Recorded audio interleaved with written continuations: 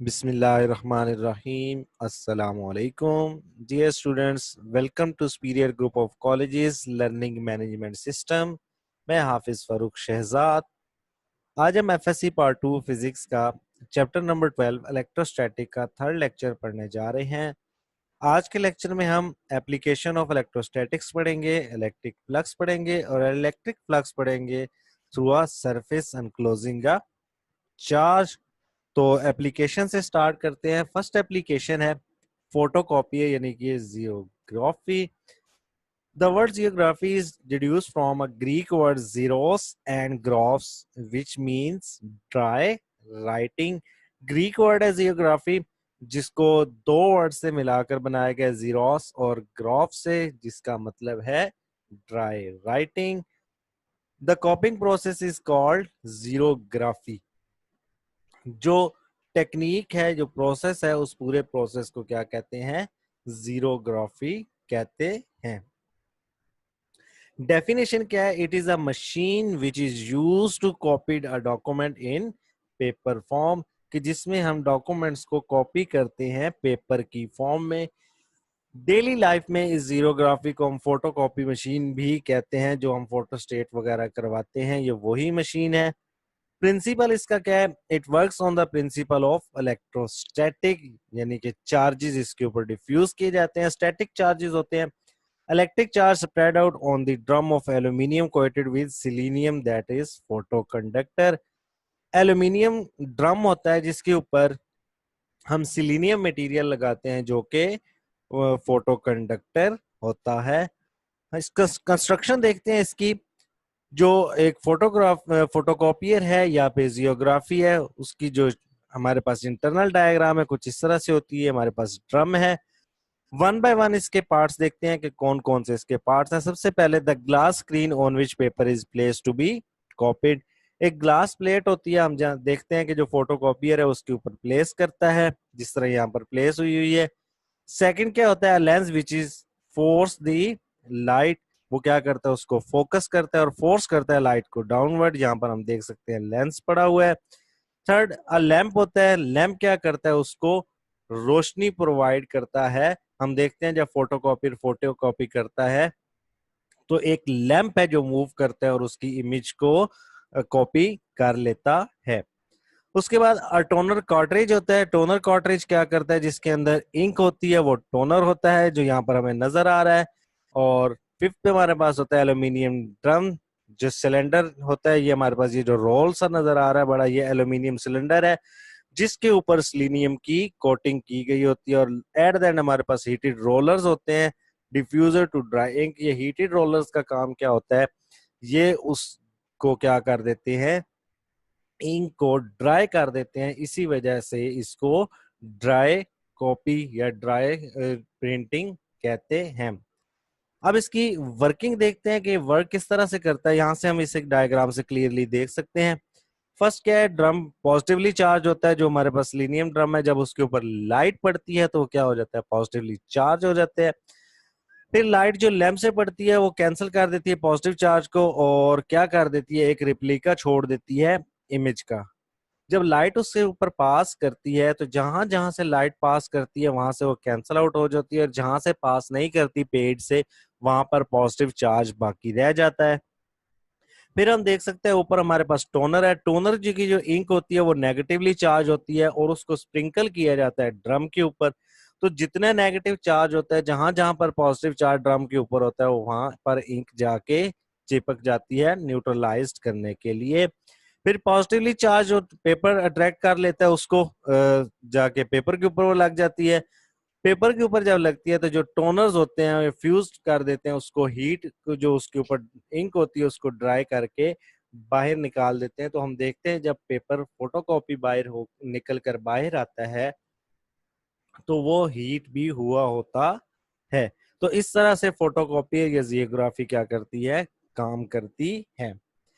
Next हमारे पास है inkjet printer. Inject printer क्या है? It is the device use to print the digital colour image on the paper. जो हम printer use करते हैं, प्रिंसिपल क्या है? Inkjet printer is a type of printer which use the electric charge in its operation. वो electrostatic पे काम करता है। कंस्ट्रक्शन में इसके पास हमारे पास क्या है, ये हम डायग्राम देख सकते हैं, वन बाय वन देखते हैं। सबसे पहले हमारे पास होती है इंक सप्लाई। इंक सप्लाई करते हैं, इंक के बाद हमारे पास पंप होता है। पंप क्या करता है, इंक सप्लाई यानी कि यहां से लेकर नोजल को प्रोवाइड करता है। नोजल क्या करती है, उन ड्रॉप्स को चार्जिंग कैथोड तक या इलेक्ट्रोड्स तक वहां तक पहुंचा देती है। चार्जिंग इलेक्ट्रोड्स क्या करते हैं, उसको आगे ट्रांसफर करते हैं और उसको सरप्लस ड्रॉप बनाकर एक बम्बार्डमेंट करते हैं उसकी डिफ्लेक्शन प्लेट के ऊपर। और डिफ्लेक्शन प्लेट से क्या होता है, वो जाकर ड्रॉप्स आगे पेपर पर लग जाते हैं। रिमेनिंग एक सारी की सारी किधर चली जाती है, गटर यानी कि वेस्ट में चली जाती है और वहां से फिर रिसाइकल हो जाती है। ये तो थी कंस्ट्रक्शन। इसकी वर्किंग किस तरह से होती है हम इस डायग्राम से देखते हैं। यहाँ पर इंक रेजरवायर है, इंक रेजरवायर से हमारे पास यहाँ पंप में इंक आती है। इंक यहाँ से जाकर नोजल तक जाती है। नोजल से इंक क्या होती है, आगे चार्जिंग टनल तक जाती है। चार्जिंग टनल से डिफ्लेक्शन प्लेट पे आती है और डिफ्लेक्शन प्लेट आगे पेपर के ऊपर उसको थ्रो कर देता है और इमेज हमारे पास बन जाता है। रिमेनिंग इंक जो इस पेपर के ऊपर नहीं लगती क्योंकि यहाँ पर चार्ज नहीं होता, जहां जहां चार्ज होगा इंक सिर्फ वहां पर प्रिंट आउट होगा। रिमेनिंग क्या होती है, इस गटर में आ जाती है। तो मैंने जिस तरह अभी प्रीवियस डायग्राम में बनाया रिसाइकल हो जाती है। तो गटर के थ्रू वो वापस क्या आ जाती है, इंक रिटर्न लाइन, यहाँ से दोबारा इंक रेजरवायर में आ जाती है। इस तरह वो इंक वेस्ट नहीं होती है। अब हम बढ़ते हैं इलेक्ट्रिक फ्लक्स के बारे में कि इलेक्ट्रिक फ्लक्स क्या होता है। Electric flux is a measure of the total number of lines of force passing through a certain area. It is denoted by Greek letter phi. Total number of lines, electric field lines जब किसी certain area से गुजर रही होंगी तो हम उन lines को इलेक्ट्रिक फ्लक्स का नाम देंगे।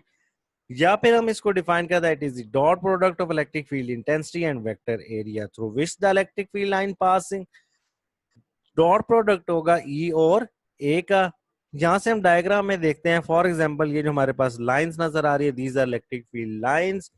ए और बी हमने एरियाज प्लेस किए हैं। अब नंबर ऑफ लाइंस जितनी उस एरिया से गुजर रही है वो उसका इलेक्ट्रिक फ्लक्स कहलाएगा। तो हम देख सकते हैं कि प्लेट ए से जो number of electric field lines है वो 1 2 3 और 4 पास कर रहे हैं। तो इस प्लेट ए का फ्लक्स 4 हो जाएगा। जबकि बी से 2 लाइंस गुजर रही हैं तो बी का फ्लक्स क्या हो जाएगा, 2 हो जाएगा। फॉर्मूला देखते हैं, electric flux is phi E is equal to E dot A. अगर डॉट को हम खत्म करेंगे तो हम जानते हैं कॉस थीटा आ जाएगा। Phi E is equal to E A cos of theta. और यूनिट्स इसके क्या होंगे, न्यूटन मीटर स्क्वायर पर कूलम। ई के यूनिट हम जानते हैं न्यूटन पर कूलम होते हैं और एरिया साथ मल्टीप्लाई हो रहा है तो वो क्या हो जाएगा, न्यूटन मीटर स्क्वायर पर coulomb. It is a scalar quantity because it is the dot product. और हम जानते हैं डॉट प्रोडक्ट क्या होता है, स्केलर होता है।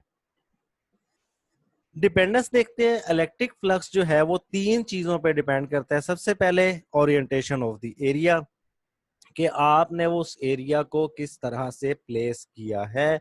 Second, magnitude of the electric intensity. और थर्ड डिपेंड करता है एरिया ऑफ द सरफेस, कि ओरिएंटेशन क्या है वो हमें थीटा से पता चलेगी, मैग्नीट्यूड ऑफ इलेक्ट्रिसिटी इंटेंसिटी क्या है वो हमें ई से पता चलेगा, और सरफेस एरिया कितना है वो हमें ए से पता चलेगा। वन बाय वन देखते हैं। फर्स्ट ऑफ ऑल हम ओरिएंटेशन ऑफ द एरिया देखते हैं। ओरिएंटेशन ऑफ एरिया फिर 3 तरह से डिपेंड करता है। फर्स्ट हम देखते हैं मैक्सिमम फ्लक्स, के फ्लक्स मैक्सिमम कब होगा। Area is held perpendicular to the electric lines of force, के अगर हम एरिया को परपेंडिकुलरली प्लेस करेंगे। अब यहाँ पर क्या है, जो एरिया है जो वो क्या है, परपेंडिकुलर है। हम देखते हैं where A perpendicular denotes that area is held perpendicular to the electric lines of forces। हम डायग्राम में देख सकते हैं कि ये इलेक्ट्रिक फील्ड लाइंस की डायरेक्शन इस तरफ है और एरिया को फील्ड लाइंस में परपेंडिकुलरली प्लेस किया गया है। इलेक्ट्रिक फ्लक्स को अभी हम देखा कि हम लिख सकते हैं phi E is equal to E A cos of theta. Area perpendicular है बट उसका यूनिट एरिया जो है दैट इज पैरेलल। अगर हम इसको कंसीडर करें that is area that is parallel to the electric field, so theta will be 0। Phi E flux क्या हो जाएगा cos 0, और हम जानते हैं cos 0 1 होता है, so flux will be maximum. तो यहाँ पर हम दो तरह से एक्सप्लेन कर सकते हैं, when area is held perpendicular to the electric lines of forces flux is maximum, या हम कह सकते हैं कि when theta is 0 flux will be maximum. Second हम देखते हैं मिनिमम के लिए, area is held parallel to the electric lines of forces. जब हम क्या करेंगे, पैरेलल प्लेस करेंगे, तो ए पैरेलल किस चीज को रिप्रेजेंट कर रहा है, that area is parallel to the electric lines of force. Diagram में हम देखते हैं कि अब देखें एरिया जो है वो पैरेलल प्लेस किया गया है, लेकिन उसका यूनिट वेक्टर एरिया का इसके परपेंडिकुलर आ गया है। तो हम देखते हैं ई A cos of theta. Theta यहाँ पर क्या है हम जानते हैं, ई और ए के दरमियान हम यहाँ देख सकते हैं ये एंगल 90 बनेगा, तो cos 90 हम जानते हैं 0 होता है, so flux will be 0। Flux क्या हो जाएगा, मिनिमम। इस चीज को भी हम दो तरह से एक्सप्लेन कर सकते हैं, one area is placed parallel to the magnetic field, या theta is 90 flux will be minimum. याद रखिए हम डॉट प्रोडक्ट लेते हैं इलेक्ट्रिक फील्ड इंटेंसिटी और वेक्टर एरिया का। इस केस में वेक्टर एरिया क्या है, वो परपेंडिकुलर है, और एरिया क्या है, पैरेलल है। तो एरिया, वेक्टर एरिया परपेंडिकुलर होने की वजह से थीटा 90 हो गया, और फ्लक्स क्या हो गया, मिनिमम हो गया। लास्ट हम देखते हैं एट सर्टेन एंगल, किसी भी आर्बिट्रेरी एंगल पर, the vector area is neither perpendicular nor parallel to the electric line of force, but it is inclined at an angle theta with the lines. अब देख सकते हैं हम कि इलेक्ट्रिक फील्ड लाइंस की डायरेक्शन ये है, और जो एरिया उसकी डायरेक्शन ये है। अब ये ना पैरेलल है ना परपेंडिकुलर है, तो इस केस में the projection of area which is perpendicular to the electric lines of force, the area of point joining a cos theta। अब जो फ्लक्स होगा वो क्या होगा, a cos theta। जो प्रोजेक्शन होगा, ये प्रोजेक्शन डिफाइन करेगा कि फ्लक्स कितना होगा। तो phi e is equal to e dot a is equal to ea cos of theta। Dependence of electric flux, अब हम नेक्स्ट देखते हैं सेकंड, मैग्नीट्यूड ऑफ इलेक्ट्रिसिटी पे। मैग्नीट्यूड ऑफ इलेक्ट्रिक इंटेंसिटी क्या है, greater will be the value of electric intensity at the surface, greater will be the electric flux passing through it, and vice versa. Electric field intensity जितनी ज्यादा होगी flux उतना ज्यादा होगा, और electric field intensity जितनी कम होगी फ्लक्स उतना कम होगा। और लास्ट एरिया पे हम देखते हैं कि एरिया ऑफ द सरफेस पे कैसे करता है। तो larger will be the area of the surface, more will be the electric flux passing through it, और अगर ये कम होगा, एरिया स्मॉल होगा, तो फ्लक्स भी कम हो जाएगा। नेक्स्ट हम देखते हैं electric flux through a surface enclosing a charge. अगर किसी चार्ज को एनक्लोज किया हो गया हो सरफेस में, तो फ्लक्स क्या होगा, हम जानते हैं फ्लक्स होता है phi is equal to E dot A. For example हमारे पास ये एक आर्बिट्रेरी डायग्राम है, जो सरफेस हमने ली है, स्फीयर है, इसमें से फ्लक्स पास कर रहा है, हमने यहाँ पर चार्ज रखा है क्यू, और इस इलेक्ट्रिक फील्ड लाइन, जो इलेक्ट्रिक फील्ड इंटेंसिटी उसकी डायरेक्शन ये है, और उसका स्मॉल एरिया हमने कंसीडर किया डेल्टा ए। इस पूरे पाथ को हम छोटे छोटे एरियाज में डिवाइड कर लेंगे, इस तरह के हर स्मॉल एरिया फ्लैट बिहेव करे। इतना स्मॉल एरिया हमने कंसीडर करना है कि वो क्या नजर आए, फ्लैट नजर आए। तो अब हम देखते हैं कि जब हम उसको फ्लैट एरिया से हर पॉइंट से इलेक्ट्रिक फील्ड इंटेंसिटी कैलकुलेट करेंगे, the direction of vector area is along perpendicular to drawn outward to the corresponding path. The electric intensities at the center of each area vector area are, electric field intensity हर एक पर आ जाएगी E1, E2, E3, En। First area से E1 आ जाएगी, second से E2 आ गई, third से E3 आ गई, और N से En आ जाएगी। फर्स्ट जो एरिया हमने कंसीडर किया उसका फ्लक्स E1 डेल्टा A1 आ जाएगा, सेकंड का फ्लक्स E2 A2 आ जाएगा, और इसी तरह N जो फ्लक्स हो जाएगा वो En और डेल्टा An हो जाएगा। टोटल फ्लक्स के लिए हम क्या करेंगे, सारे के सारे फ्लक्स को ऐड कर देंगे, जितना हमने फ्लक्स निकाला है। जब सारे फ्लक्स को ऐड करेंगे वैल्यूज को, तो हम जानते हैं कि जो इलेक्ट्रिक फील्ड इंटेंसिटी है वो यूनिफॉर्म होगी, क्योंकि सेम चार्ज पड़ा हुआ है सबके लिए, एक ही चार्ज है, तो इलेक्ट्रिक फील्ड इंटेंसिटी सेम होगी। और हम एरियाज जितने भी कंसीडर किए उन सारों को ऐड कर लेंगे तो हमारे पास टोटल एरिया आ जाएगा। और एरिया ऑफ स्फीयर होता है 4πr²।